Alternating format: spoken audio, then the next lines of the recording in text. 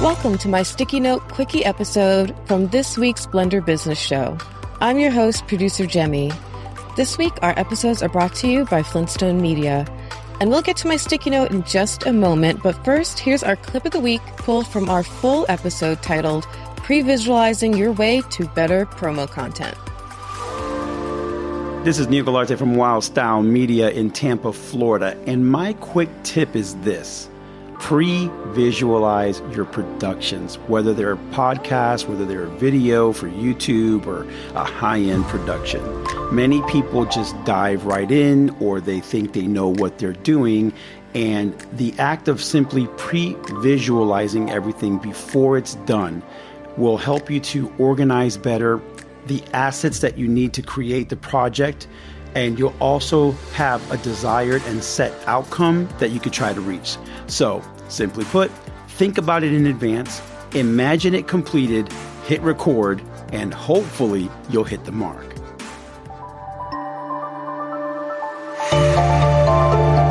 Welcome to my Sticky Note Quickie for this week's Blender Business Show. So, Neil and I spoke about pre-visualizing your production on both a macro and micro level. And I wanted to share a few additional ways that you can implement this technique, some more obvious than others.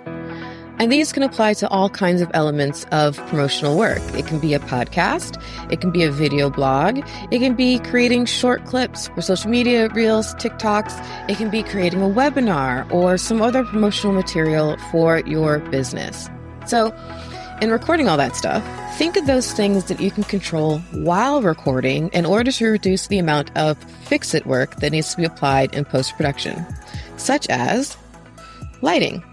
If you want nice, bright lighting for your end video, make sure you're not only in a well-lit area, but also be sure to be facing the light source. That way, you won't be backlit, which can produce the exact opposite effect and darken you. Next is background noise.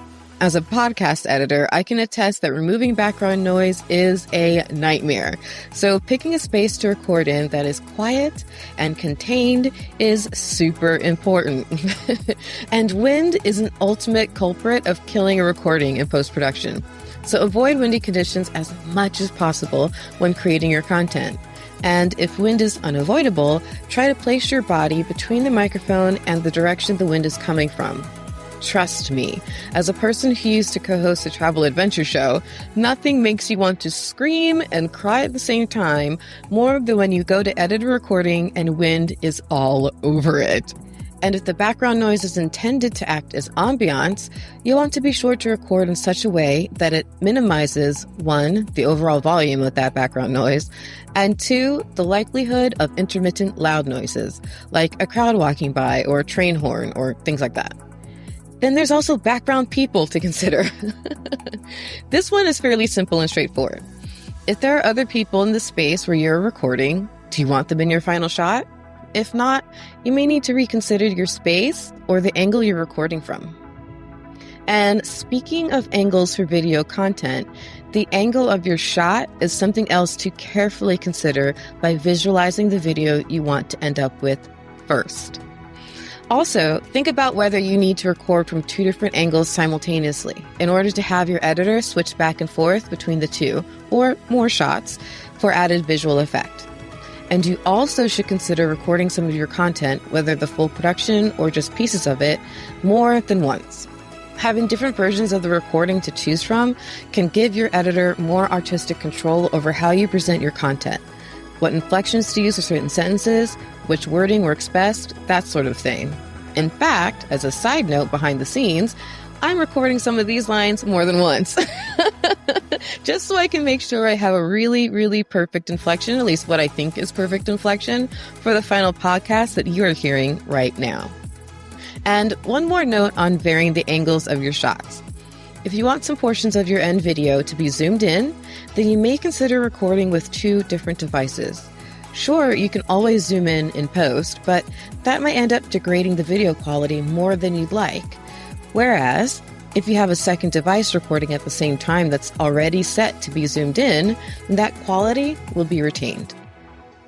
Also, think through what other footage, what we call B-roll, if any, may be needed to flesh out and complete your video. you may want to record some shots from your surroundings, both scenery-wide shots and tight object-focused shots, to splice in during your video and add some context or additional visual appeal.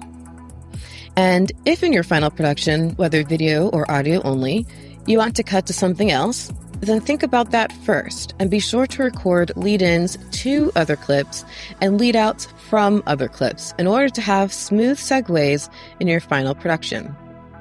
And last but not least for you today, if you have a co-host for your show, videos, podcasts, whatever, then discuss ahead of time which of you is going to record different bits of the project. The open, the close, guest intros, ad reads, those sorts of things. Consider which would be the best option ahead of time given the overall flow of your project.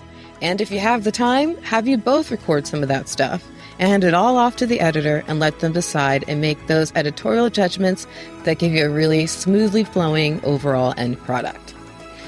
So now that you know what to pre-visualize, how do you do it?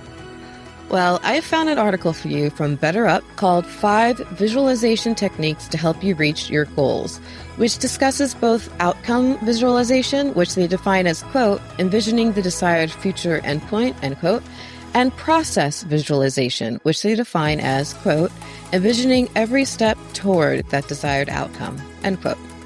So, of course, I have that article also linked in the show notes for you, along with all the other resources referenced for you in this episode.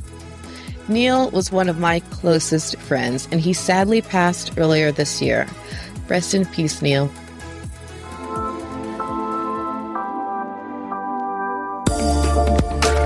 This week, our episodes were brought to you by Flintstone Media. Be sure to catch the full episode with my entire guest conversation on the main show feed. Just look up Blender Business Show on your favorite podcast player.